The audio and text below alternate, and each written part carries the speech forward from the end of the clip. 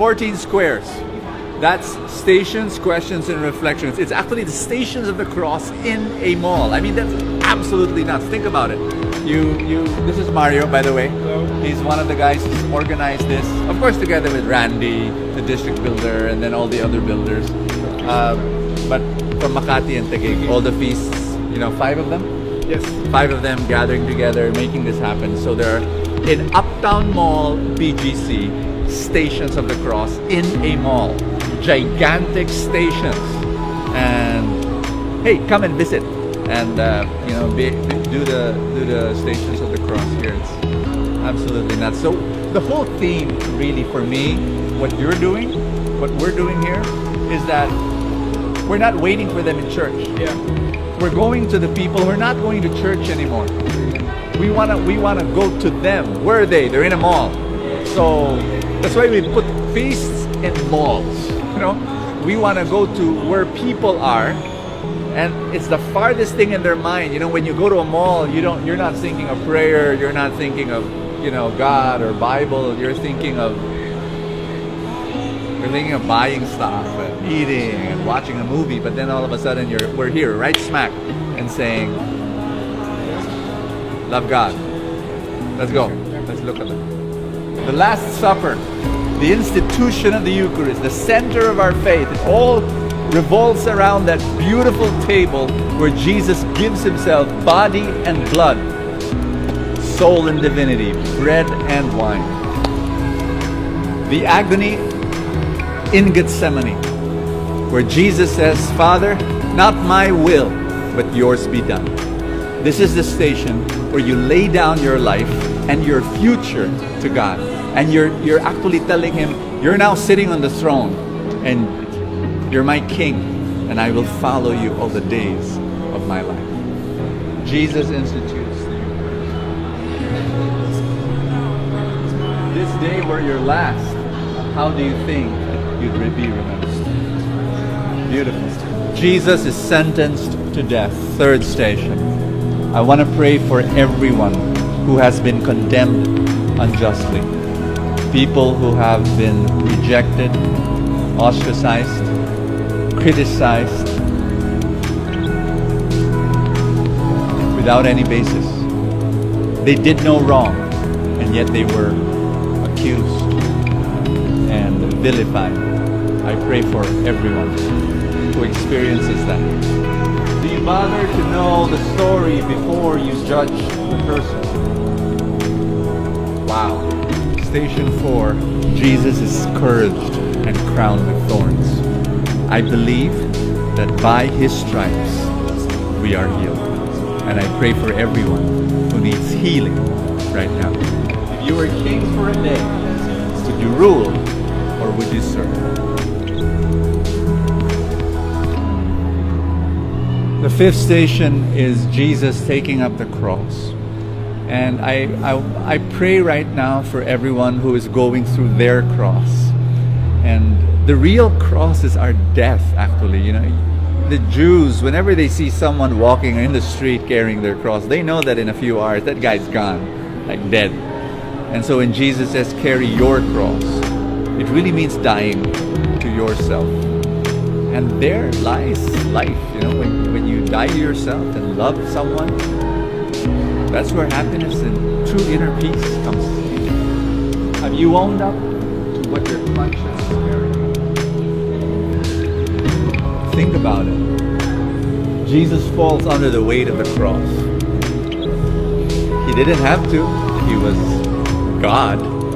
But he took our very weak form. And because we fall. We're the ones who fall, but he falls with us. And at this station, I want to remember every failure, every time I make mistakes, every time I sin, and how God's love picks me up, and how God invites me to stand up again. Was there ever a time that others took the fall for what you did? It's beautiful. Station number 7. Simon the Cyrene helps Jesus carry his cross. Do you help even when it's inconvenient? there are many people who need our help, who are suffering. And we go out there and help them, comfort them, strengthen them. The 8th station, Jesus comforts the women who are grieving. So the question, does your concern end in sympathy, or is it followed by action? Powerful. The 9th station, Jesus is nailed to the cross. On a scale of 1 to 10, how forgiving are you? At the end of the day, the Jesus hanging on the cross is really an invitation to die to ourselves. And I love the question because one of the most important ways of dying to yourself is to actually forgive. It's so easy to hold on to our hurt pride, but to be able to take that step and say, I'm going to forgive you, even if you don't deserve to be forgiven, even if you've not apologized. That's great, but that's where you follow Him.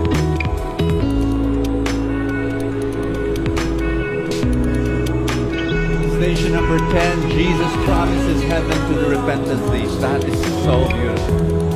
This part, this is where I see the love of God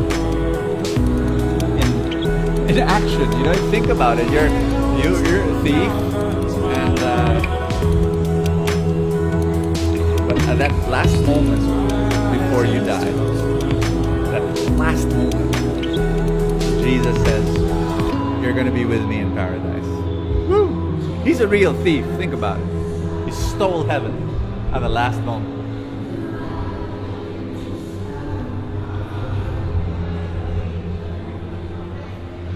What wrongs have you not admitted to?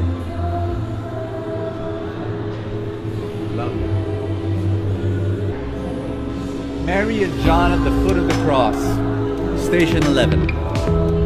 I believe that here, one of the things I love to celebrate the fact is that I have a relationship with Mama Mary.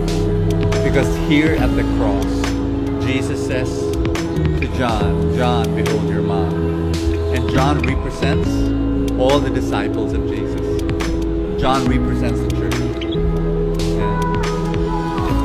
And I thank God. Jesus gave me his mom, who prays for me and who inspires me every day.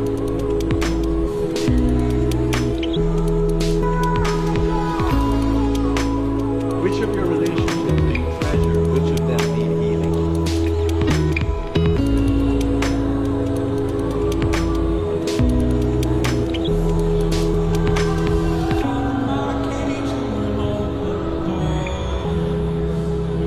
Jesus dies on the cross, and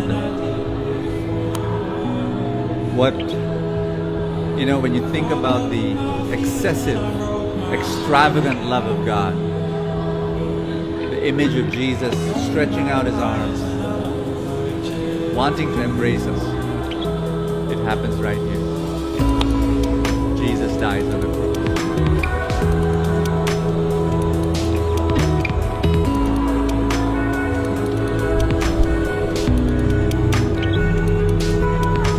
What are you willing to give up for a greater good?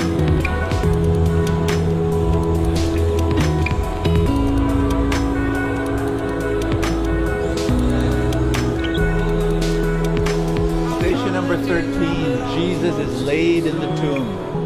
And that for me, I am reminded of the many times when I thought there is no hope. In life, there are moments like that. Like you're in a tomb and you're supposed to be dead, and all hope is gone, and it's all dark. And yet, hope comes if you believe in Jesus. I speak hope to all of you.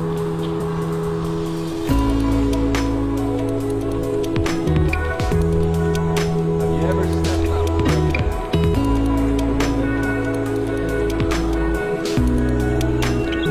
What are the big and small miracles in your life? Station number 14. Last station. This is the reason why we gather every Sunday. This is the reason why we call ourselves disciples of Jesus. This is the reason why we've decided to do this whole thing, because Jesus rose from the dead. And all of us, we're going to die one day. But we know death is not the end of our life. It is only the beginning of a new chapter. Again, I speak words of hope for you. If right now you feel there is no hope, if all around you is dark, if you feel like there is no, believe that Jesus is there, and life and future is right now in your life.